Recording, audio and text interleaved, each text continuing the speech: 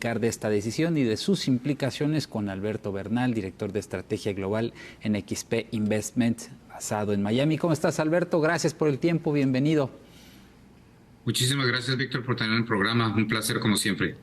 Gracias, Alberto. Como se esperaba, la Fed dejó sin cambios la tasa de fondos federales en el rango de 5.25 a 5.50% por segunda vez consecutiva. ¿Cuál crees que es el mensaje principal de esta pausa, a pesar de una aceleración todavía muy fuerte en la actividad económica y del fortalecimiento del mercado laboral en Estados Unidos? Pues mira, Víctor, yo la verdad vi a la decisión de ayer y vi a Powell bastante cercano a lo que esperaba yo que iba a suceder, y la verdad lo que esperábamos la mayoría de los analistas. Creo que la probabilidad de que se moviera la tasa según el mercado era el 1% ayer, entonces era muy poca la probabilidad. Pero yo vi un líder del Banco Central de Estados Unidos equívoco. ¿Qué quiere decir esto, Víctor? O sea, básicamente le preguntaban: señor Powell, ¿es necesario subir la tasa de interés otra vez en el futuro? Y él contestaba básicamente: puede que sí, puede que no. Depende de lo que me diga la economía, depende de lo que me diga la data, etcétera, etcétera.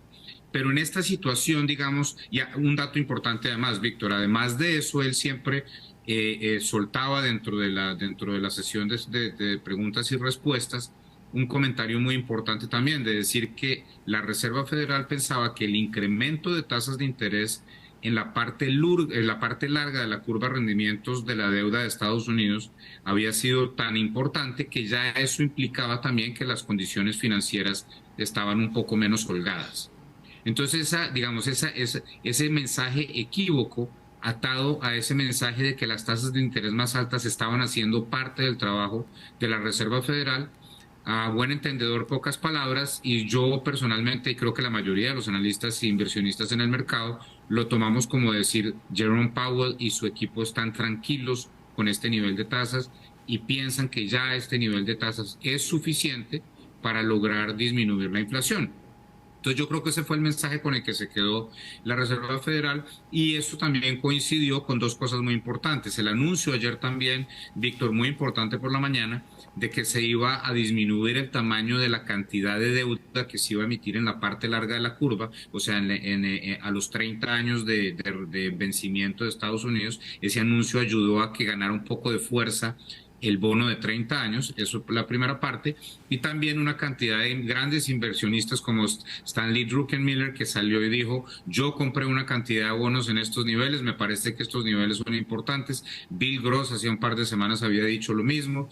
Básicamente muchos inversionistas muy importantes hablando de que era momento de comprar las tasas de interés en Estados Unidos. Y yo creo que todo eso se amalgamó y generó una situación bastante positiva para los mercados, que es la razón por la cual estamos hoy con estos mercados tan fuertes. Sí, sí, muy optimistas. Entonces la pregunta, Alberto, es si esta pausa permite tener más tiempo para evaluar los datos entrantes, ¿no? Frente a este fuerte aumento que señalas reciente de los rendimientos de los bonos estadounidenses a más largo plazo, aunque ya vienen de regreso un poco, que esto pues ha endurecido significativamente las condiciones financieras. Déjame ponerlo así, como que el mercado le está haciendo el trabajo sucio a la Fed. Literalmente, eso es exactamente lo que está pasando, Víctor, y la verdad es que esto para nosotros los economistas que nos gusta tanto esto es como un laboratorio de expectativas, y es increíble como los mensajes que ha mandado la Reserva Federal para tratar de mantener las tasas de interés alto se han transmitido desde el punto de vista de la actuación de la gente que transacciona la parte larga de la curva de rendimientos de Estados Unidos. Esto, entre otras cosas, en mi opinión, manda un mensaje de que la Reserva Federal, a pesar de haberse equivocado en una forma tan relevante en los últimos años, sigue teniendo un nivel de credibilidad impresionante dentro de los mercados internacionales. Sin duda.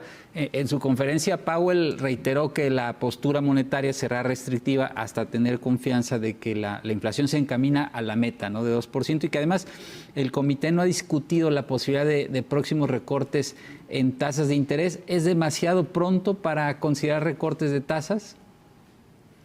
Pues mira, Víctor, yo publiqué un documento más tarde después de la reunión, y lo que yo estoy diciendo es que yo ya comienzo a ver una probabilidad de que para mayo del próximo año la Reserva Federal comience a tomar decisiones de disminuir tasas de interés. Antes de la reunión esa probabilidad estaba en niveles de 25-30% y si la memoria no me falla está en niveles de 40% ya. Entonces, ¿qué pienso yo, Víctor? Yo pienso que si tenemos mejores datos de inflación, yo creo que vamos a tener la próxima semana un dato de inflación muy bueno en Estados Unidos por una razón muy sencilla, porque la gasolina cayó más de 8% en el mes en Estados Unidos y eso solamente ese hecho va a disminuir el número de inflación como en 30 puntos básicos. Eso es una noticia importante. Y para mañana yo pienso que el dato de empleos va a salir alrededor de 139,000, que implicaría una disminución del crecimiento del empleo. Entonces, si mi visión sobre la economía funciona y no está equivocada, yo creo que poco a poco los mercados comienzan a incluir esa expectativa dentro de las posibilidades. Entonces yo creo que la visión es que comenzamos una disminución de tasas en mayo y que en el próximo año 2024 la Reserva Federal disminuya tasas de interés entre 100 y 125 puntos básicos, más de lo que la mayoría de los analistas están esperando en este momento, que es aproximadamente 75 puntos básicos. Ya, y si ese escenario se consolida, Alberto, como dices, y bueno, un poco atendiendo la reacción de hoy de los mercados, pues va a venir una nueva ola de apetito por riesgo que va a terminar beneficiando a los activos de países emergentes. Hoy veíamos particularmente el caso de las monedas de países latinoamericanos, México, Colombia, pues tomando impulso, ¿no? Nuevamente.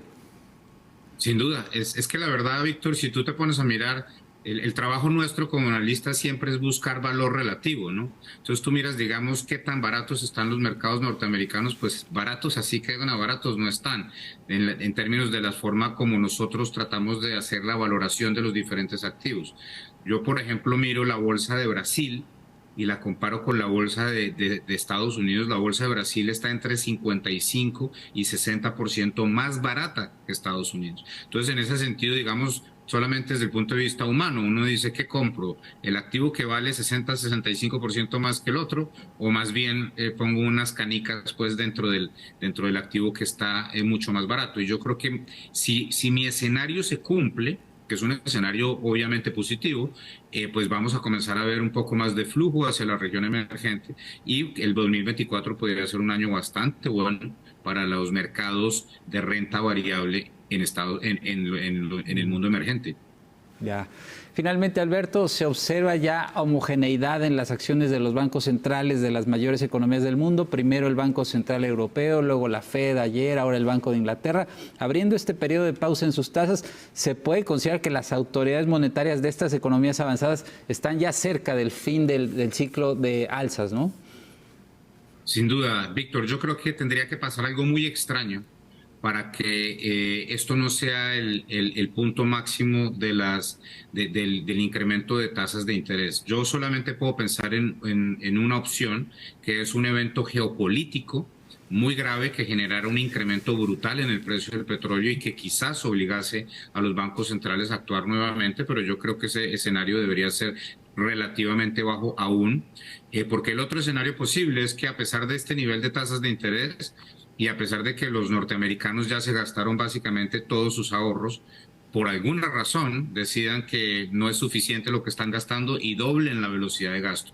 Pero juzgando por lo que nos dijo Target esta mañana, lo que nos han dicho los otros retailers, es poco probable que el consumidor norteamericano hoy en día tenga la capacidad de volver a incrementar la velocidad de consumo.